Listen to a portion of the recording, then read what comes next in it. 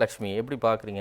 விஜயனுடைய பேச்சு என்னென்ன செய்திகளை சொல்லுது? எமோஷன், எலெக்ஷன், ஓசியானிக் எமோஷன், எனக்கு ஒன்றுமே புரியலைங்க. இவ்வளோ எமோஷன் எங்கே இருக்கு அவருக்கு எனக்கு தெரியல. படத்தில் கூட ஒரு அடிக்கும்போது இவ்வளோ எமோஷன் இருக்க மாதிரிலாம் தெரியல. விஜய்க்கு எழுதி கொடுக்கக்கூடியவங்க கொஞ்சம் புரிதலோடு எழுதி கொடுக்கணும். ஸ்ட்ராட்டஜிஸ்ட் யாராக இருந்தாலும் தமிழ்நாடு அரசியல் தெரியணும். ஜீவா வந்து பேசும்போது சொன்னார், ஒரு ஈரான் பற்றி பேசியிருக்காரு. உள்ளூர் அரசியலே அவர் ஒழுங்காக பேச மாட்டேங்கிறாரு, உலக அரசியல் எங்கே பேச போகிறாரு?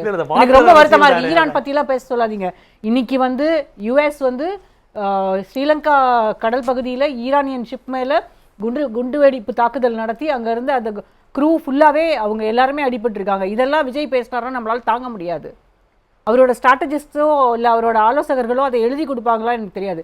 எனக்கு என்ன வருத்தமாக இருக்குன்னா, ஒரு பெரிய பந்தலை போட்டு அந்த பந்தலுக்குள்ளே ஒரு பஸ்ஸை கொண்டு போய் நிறுத்தி அது மேலே ஏறி நின்று பேசுகிறாரு. ஏங்க ஒரு ஒரு அரசியல் நாகரிகம் வேண்டாமா அவங்களுக்கு? ஒரு மேடை போட்டு உங்கள் கட்சி நிர்வாகிகளை உங்கள் கூட நிறுத்தி அவங்களுக்கான மரியாதையை கொடுத்து அங்கே நின்று உங்களுக்கு பேசுறதுக்கு என்ன கஷ்டம்?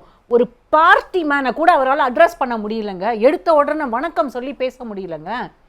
அந்த மரியாதை கூட இல்லாத ஒரு அரசியல் தலைவர் தமிழ்நாட்டுக்கு எதுக்கு தேவை? விஜய் எப்படி அரசியல் பாதை வகுக்கணும்னு நம்ம சொல்ற மாதிரி நான் சொல்லி கொடுக்க சொல்லல உங்களை. நீங்க என்ன செய்யறீங்களோ அதை தான் உங்களுக்கு கீழே இருக்கக்கூடிய இளைஞர்கள் கொத்து கொத்தா வந்து சேர்ந்தாங்கன்னு சொன்னார்ல அவரு. அந்த கொத்து கொத்தா இருக்கக்கூடிய இளைஞர்கள் அதை தான் ஃபாலோ பண்ணுவாங்க. பக்கத்துல இருக்க மனுஷனுக்கு மரியாதை கொடுக்க சொல்லி கொடுங்க. முதல்ல ஹிட்லர் பாணியில இப்படி வந்து நீங்க இதை எடுத்துக்க வேண்டாம், ஓத்து எடுத்துக்க வேண்டாம். எல்லாரும் தாவேக்காக்கு தான் ஓட்டு போடுவோன்னு ப்ராமிஸ் பண்ண சொல்றதுக்கு நீங்க யாரு? எனக்கு ஓட்டு போடுங்கன்னு நீங்க கெஞ்சதான் செய்யணும்.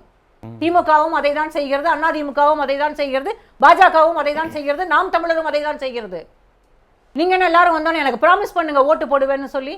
எப்படி? அது எதேச்சதிகாரம் இல்லையா? இது தவறான முன்மாதிரி. இதை செய்யவே கூடாது.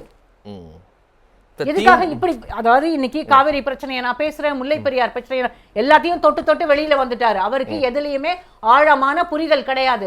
அணைகளை பத்தி பேசணும்னா நான் அணைகளுக்கு உள்ள போய் தண்ணீருக்குள்ள போய் ஆரோவி பத்தி எனக்கு தெரியும் அப்படின்றாரு. ஆரோவி பத்தி என்ன தெரியும் உங்களுக்கு? முழுமையா பேசியிருக்க வேண்டியதுதானே. அங்க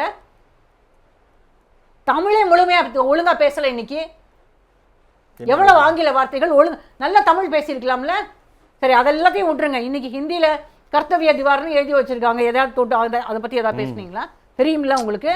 இவர் வந்து வெறும் ட்விட்டர்ல வர்றதையும் யூடியூப்ல வர்றதையும் சோசியல் மீடியால இருக்கக்கூடிய விஷயங்களை மட்டும்தான் விஜய் திரும்ப அதை அட்ரஸ் பண்ணி தான் பேசுறாரு.